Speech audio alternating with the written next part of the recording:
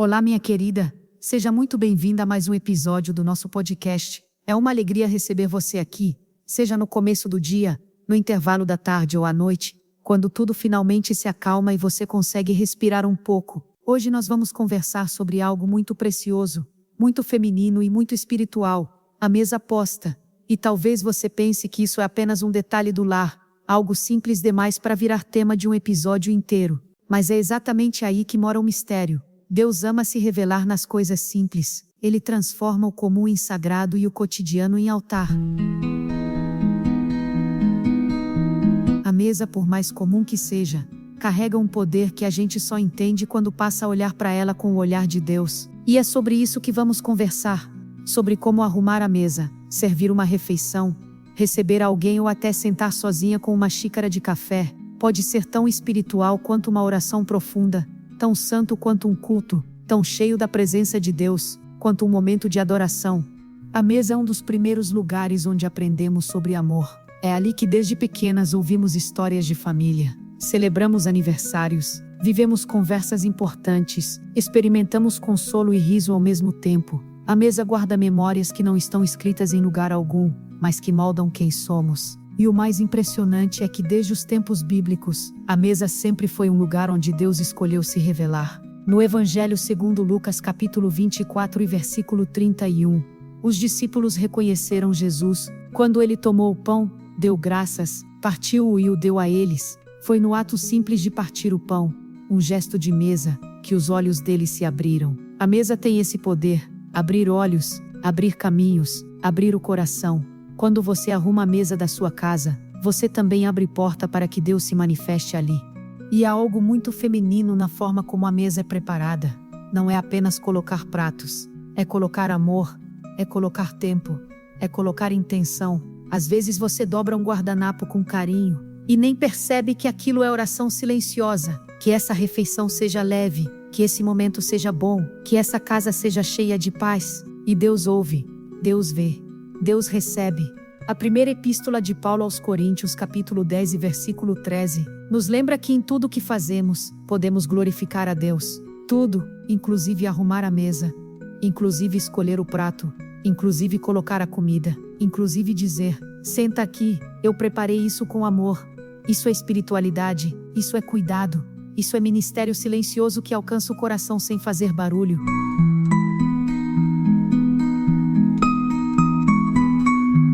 Quando você pensa na sua mesa hoje, talvez você lembre de momentos em que ela estava cheia, risadas altas, conversa fluindo, comida quente e abundante. Mas talvez também se lembre de dias em que a mesa estava vazia, silenciosa, solitária. A mesa revela muito sobre as fases da vida. Há mesas barulhentas na juventude e silenciosas mais tarde. Há mesas de festa e mesas de recomeço. Há mesas de despedida e mesas de reencontro. Mas em cada uma dessas fases, Deus está presente. O livro dos Salmos, capítulo 23 e versículo 5 diz: Preparas uma mesa perante mim na presença dos meus inimigos.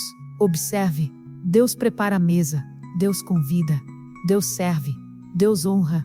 Ele não diz que a mesa será preparada longe das lutas, mas na presença delas. Isso significa que a mesa é lugar de vitória mesmo, quando as circunstâncias ao redor parecem confusas. A espiritualidade da mesa posta também nos lembra de hospitalidade. E hospitalidade não é sobre luxo, é sobre acolhimento, é sobre abrir espaço para alguém ser quem é sobre criar um ambiente onde a pessoa possa descansar por alguns minutos, mesmo que seja uma refeição simples, mesmo que seja café com pão. O livro de Provérbios, capítulo 10 e versículo 12 diz que o amor cobre multidão de erros. Na mesa ninguém precisa provar nada, ninguém precisa impressionar. Na mesa nós somos só gente, faminta, vulnerável, real. E é por isso que quando você arruma a mesa com carinho, você se torna instrumento de cura para alguém. Às vezes uma refeição preparada em casa cura mais que um sermão. Às vezes um copo de água oferecido com amor fala mais sobre Deus que 1000 palavras. E eu sei que para muitas mulheres, a rotina da mesa é cansativa. Você prepara, arruma, serve, recolhe, lava, seca, guarda. E no dia seguinte tudo começa de novo. Parece um ciclo que ninguém vê, ninguém valoriza, ninguém comenta. Mas Deus vê, Deus valoriza. Deus se assenta com você enquanto você corta legumes, enquanto mexe a panela, enquanto arruma talheres. Você não cozinha sozinha. Você não prepara a mesa sozinha. Há uma presença que caminha com você dentro da sua casa, mesmo que ninguém perceba. E essa presença é suave, mansa, consoladora. No Evangelho segundo João capítulo 14, versículo 18, Jesus diz: "Não vos deixarei órfãos, voltarei para vós." Ele volta à mesa. Ele volta ao partir do pão. Ele volta sempre que você o convida. Talvez a sua mesa seja simples demais aos seus olhos. Talvez você até se sinta envergonhada de recebê-la como lugar sagrado. Mas Deus nunca pediu luxo. Ele pediu sinceridade. No Evangelho segundo Marcos capítulo 12, versículo 44, Jesus observa a oferta da viúva pobre, que entrega pouco aos olhos humanos, mas tudo aos olhos de Deus. Isso significa que, se a sua mesa tem muito ou pouco, se é grande ou pequena, se é nova ou antiga, se combina ou não, Deus não está olhando para a estética, Ele está olhando para a intenção. Ele vê o coração que serve. Ele vê o amor com que você dobra um guardanapo. Ele vê o cuidado com que você coloca a comida no prato. E Ele recebe cada gesto como oferta. Uma mesa também ensina sobre gratidão. Às vezes estamos tão acostumadas a comer rápido, sem pensar, sem prestar atenção no que estamos recebendo, que esquecemos que cada refeição diz algo sobre a fidelidade de Deus. O livro das Lamentações capítulo 3 e versículo 25 afirma: "Bom é o Senhor para os que esperam por Ele, para a alma que o busca." E uma das formas de buscar ao Senhor é começar a olhar para a comida que chega à mesa como algo que Ele enviou. Não importa se é um prato simples ou elaborado. É provisão, é cuidado, é graça. O pão que chega à sua mesa hoje é testemunho silencioso de que Deus não te abandonou.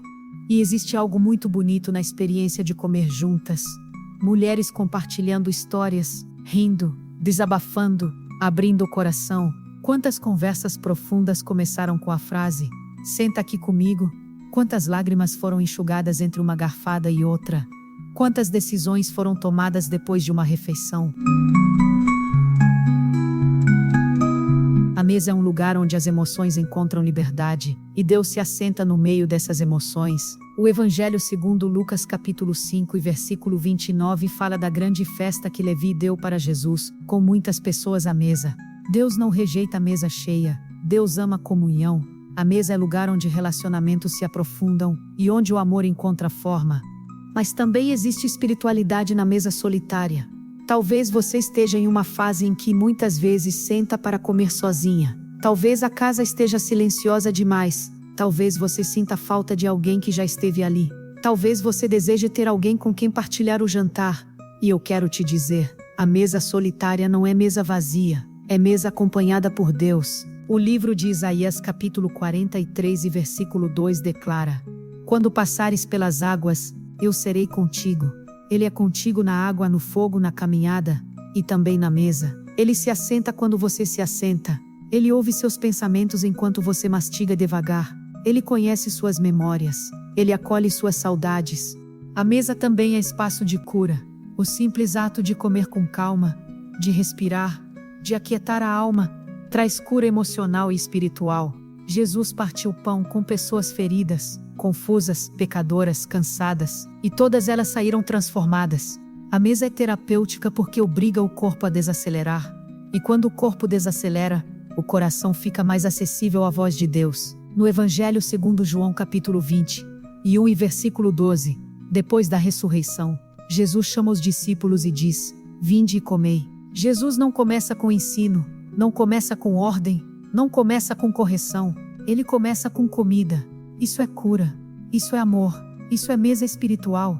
A espiritualidade da mesa posta também está no fato de que ela nos ensina a repartir. Nada é mais parecido com o coração de Deus do que repartir. Não é à toa que Jesus multiplicou pães, que Elias recebeu o pão da viúva, que o maná caiu do céu. Deus ama o gesto de repartir. O livro de Neemias capítulo 8 e versículo 10 diz: "Enviai porções aos que não têm nada preparado." Ou seja, mesa posta não é só para quem senta, é para quem reparte. Talvez você faça isso mais do que imagina. Quando leva comida a alguém, quando manda uma marmita, quando oferece o que tem, cada vez que você reparte, você está vivendo o Evangelho na prática. Agora quero que você imagine uma coisa. Imagine Jesus sentado à sua mesa hoje. Imagine Ele olhando para você com amor enquanto você corta o pão. Imagine ele sorrindo enquanto você arruma os pratos. Imagine ele te agradecendo pelo cuidado que você tem com a sua casa, com a sua família, com o seu coração. Não importa se a mesa está impecável ou bagunçada. Ele não entra na sua casa como fiscal. Ele entra como pai. E como pai ele valoriza mais o seu amor do que sua performance. Vamos orar juntas. Senhor, obrigada por cada refeição que o Senhor coloca diante de nós. Obrigada pela mesa que temos, pelas pessoas que sentam ao nosso lado, pelo alimento que recebemos. Ensina-nos a transformar cada gesto simples em expressão de gratidão. Que as nossas mesas sejam cheias da Tua presença, da Tua paz e do Teu amor. Que ao partirmos o pão também compartilhemos graça. Abençoa cada lar representado aqui. Que a mesa seja lugar de cura, de reencontro, de descanso e de revelação. Em nome de Jesus, amém. E antes de terminar, quero te deixar um resumo do que conversamos hoje. A mesa posta é muito mais do que organizar pratos, é abrir espaço para Deus agir, é criar ambiente de amor, de comunhão, de cura e de gratidão, é transformar o simples em sagrado. Se este episódio tocou seu coração, compartilhe com alguém que você ama. Talvez alguém precise lembrar que o amor mora nas pequenas coisas. E deixo também um versículo para você guardar no coração. A Epístola aos Filipenses, capítulo 1 e versículo 9, que diz: "E peço isto, que o vosso amor cresça mais e mais em conhecimento e em toda percepção." Eu te espero no próximo episódio. Caminhe conosco, compartilhe, permaneça perto. Fique na paz. Deus te abençoe.